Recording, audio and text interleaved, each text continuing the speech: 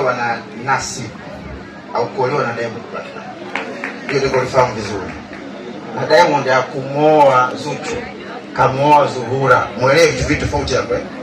Kuna Zuchu ambaye atapatikana kwenye digital platform zote. Maana yake Instagram huko, YouTube huko. Alafu kuna Diamond naye kadhalika. Alafu kuna Nasib Abdul ambaye anapatikana nyumbani tu. Sasa ukimtazama Nasib Abdul kama Diamond Platnumz utachukia. Lakini ukimwangalia kama Nasib Abdul utampenda. Kwa sababu kilichokufanya wewe mpaka leo hii imefika hapa, ulianza kumtazama kama Diamond Platnumz, ndani yake ukamgundua kuna Nasib Abdul.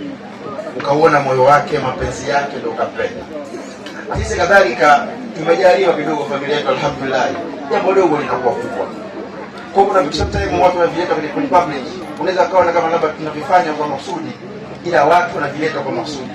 Kuna vitu viwili hivyo, kuvifanya kwa makusudi na watu kuvileta kwa makusudi.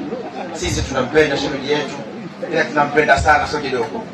Ndio watu ambao sisi sio kutoka hapa mpaka Zanzibar kupiga magoti kumfuata huyo bibi Zanzibar.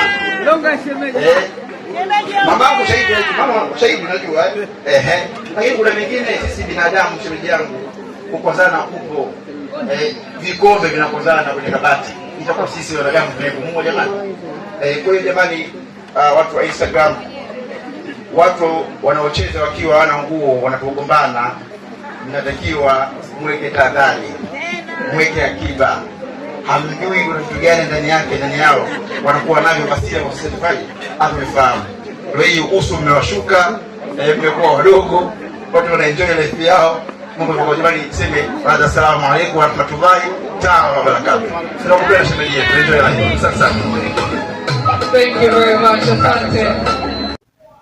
Very happy sana, nimefurahi kwa kitu ambacho Ricardo Momo amefanya. Congratulations. Salute bro.